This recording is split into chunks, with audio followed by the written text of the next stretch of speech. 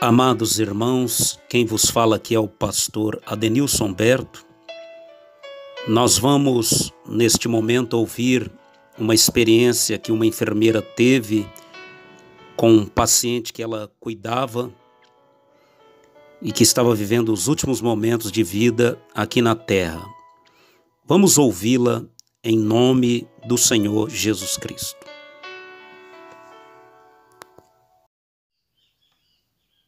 Eu vou te contar um caso que aconteceu comigo, tá? Ah, mas isso não existe. Deve ficar seu critério, porque eu vivenciei. Eu não gosto de brincar com essas coisas, não, tá? Tava eu lá, né? Eu fazia plantão das 6 da manhã às 6 da tarde. Aí tava eu lá, né? Bem de boa. Entrei, né? Peguei plantão, dividi os pacientes, fui afericinar. E eu trabalho, sempre trabalhei no setor de internação, sabe? Setor clínico.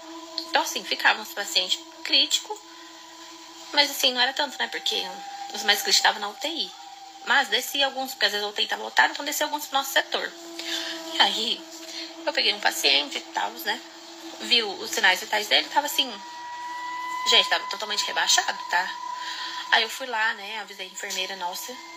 Falei pra ela: olha, fulano de tal, tá hipotenso, tá bradicárdico. Enfim, passei tudo pra ela, tá? Falei assim: o que é? Ele é paliativo? Pra quem não sabe quando é paliativo, é quando assim... já não tem mais o que fazer para o paciente, tá? O médico já fez de tudo. E aí, se o paciente tiver uma parada cardíaca, não é para investir no paciente. Eu fui lá questionar minha chefe, né? E aí, ele é paliativo, não é? A gente tem que reanimar ele, caso, né, pare. Aí ela disse assim: não, ele é um paciente paliativo. Se eu não me engano, o caso dele era tipo um câncer, sabe? Era uma coisa assim, ele tava sofrendo mesmo. Aí eu falei: beleza, eu vou ficar de olho nele, né? Aí, ok. Ele tava com um acompanhante, se eu não me engano, era a filha dele, tá? Aí quando eu fui entrar no quarto dele, depois que eu fui lá conversar com minha chefe, tinha um homem na porta. Um homem assim, de terno, todo preto. Todo preto assim que eu falo a roupa, tá? Enfim, eu não consigo recordar o rosto desse homem. Mas tava na porta. Aí eu lembro que eu queria entrar. Aí eu falei assim pra ele: o senhor pode me dar licença que eu preciso fazer as medicações nele? Aí ele disse assim pra mim: você espera um minutinho? Aí eu falei assim: não, é porque a medicação tem horário, eu não posso atrasar. Tá acontecendo alguma coisa? Eu preciso entrar pra ver, né? Aí ele falou assim pra mim: não, é que a gente veio buscar ele e aí eles só estão arrumando ele ali direitinho pra gente levar. Aí você precisa esperar, porque senão vai ser meio assustador pra você. Aí, gente, eu fiquei pensando assim: levar esse homem pra onde, gente? Esse homem tava, tipo assim, morrendo. Eles vão levar esse homem pra onde? Aí eu falei assim: mas ele não teve alta. Eu falei: eu preciso entrar. Aí ele falou assim: não, você não pode entrar agora. Só que ele falou num tom mais bravo, sabe? Daí eu falei assim: fui lá, voltei lá na minha chefe e disse assim: ó, tem um homem lá na porta. O homem não quer deixar eu entrar porque disse que veio buscar ele. O homem tá de alta, sendo que o homem, assim, tava com os sinais todos rebaixados. O que tá acontecendo? Aí ela falou assim: não, vem buscar como, gente? Vamos lá. Chegou lá, minha chefe falou assim pra ele: a gente precisa entrar, não tem como, o senhor barrar a gente, não sei o que. Não. Aí ele disse assim: não, vocês vão entrar. Se vocês forem entrar, vocês vão junto. Aí minha chefe falou assim: vamos junto pra onde? Não pode levar ele embora, não teve alta médica, ele tá um caso crítico, a gente precisa cuidar dele. Aí disse assim: não, ele fez muita gente sofrer nessa vida. Deixa ele sofrer um pouquinho que eu tô levando ele. Aí eu olhei pra minha chefe, gente, nessa hora eu me arrepiei toda, tá? Eu senti uma coisa assim, que eu não sei explicar. Aí minha chefe falou: você vai estar levando o homem pra onde? Aí ele pegou e falou assim: a gente tá levando ele pro inferno. Gente, na hora que ele falou isso, minha chefe olhou pra mim, minha chefe falou assim: moça, dá licença, para de brincadeira. A gente abriu a porta do quarto. A gente abriu a porta do quarto, a filha dele, gente, a filha dele tava cochilando na poltrona. E o homem tinha morrido, tá? E o homem tava lá, sem sinais, tá? Sem nada, sem pulso, sem nada, sem sinais de respiração, nada. Aí eu olhei pra minha chefe e o homem tava com uma cara, gente, uma cara muito estranha. Aí eu falei assim, olhei pra minha chefe olhou pra mim. A minha chefe disse assim: vamos lá chamar o médico, né, do pronto-socorro pra vir detectar o óbito. Aí, gente, o médico subiu. O médico falou que o homem tinha ido a óbito mesmo. Só que, tipo assim, aquele homem que tava na porta sumiu, tá? A hora que ele falou que vai levar ele pro inferno, a minha chefe, tipo assim, abriu a porta, a gente entrou. A gente entrou, a gente viu que tava sem sinais, a gente olhou pra porta, né, pra ver se o homem tava lá. O homem não estava, a gente procurou, não estava. Aí, tem câmera, né, nessa instituição que eu trabalhava. Aí a minha chefe pegou e falou assim: não, gente, não é possível, eu também vi, eu conversei com esse homem. Minha chefe falou pra coordenadora, que é acima dela. A coordenadora passou pra quem tem que passar lá pra ver as câmeras. Gente, nas câmeras, aparece eu e minha chefe conversando com a porta.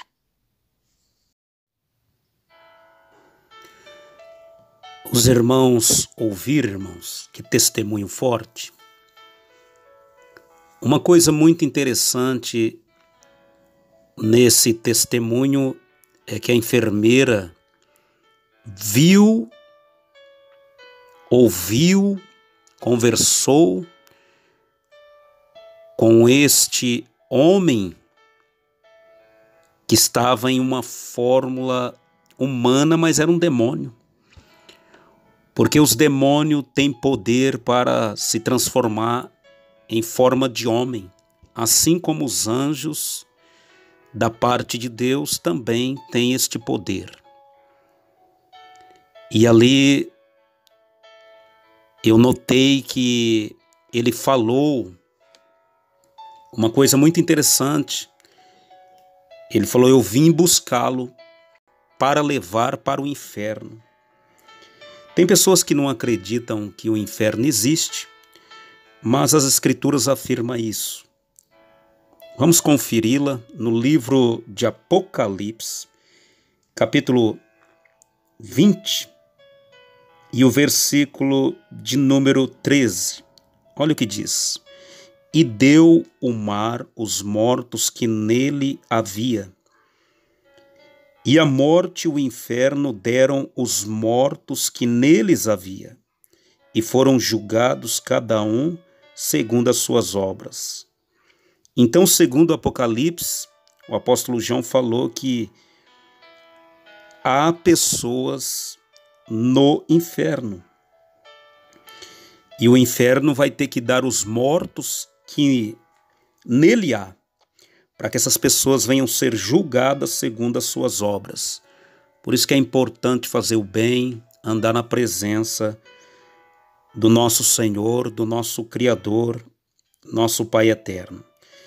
E agora, ainda em Apocalipse, capítulo 20 e o versículo 14 diz: e a morte e o inferno foram lançados no lago de fogo. Esta é a segunda morte.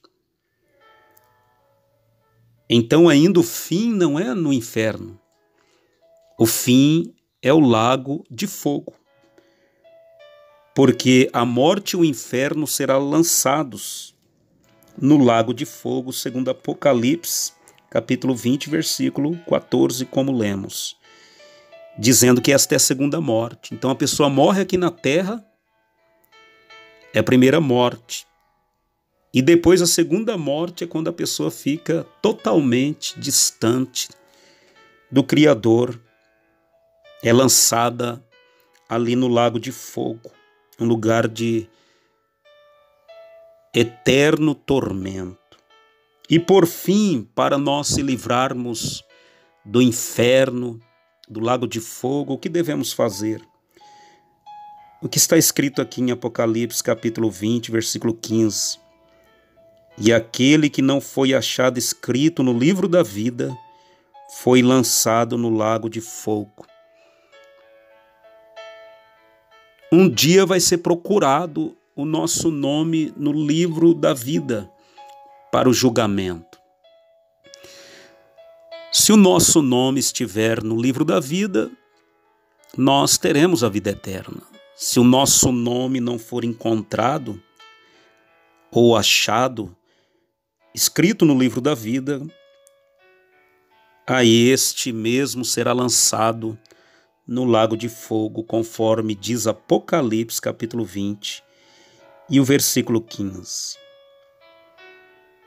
Como tu faz para ter o nome no livro da vida? Procure receber o Senhor Jesus Cristo como teu Salvador. Passe a congregar em uma igreja, entrega a tua vida para Jesus e procure ler a palavra, meditar nela e praticá-la. Para que você que me ouve, para que todos nós venhamos escapar do inferno que fica embaixo, conforme dizem Provérbios. Amém? Louvado seja o Senhor pela palavra dele e por essa experiência que ele deu para a enfermeira, para abrir nossos olhos. Amém? Em nome de Jesus.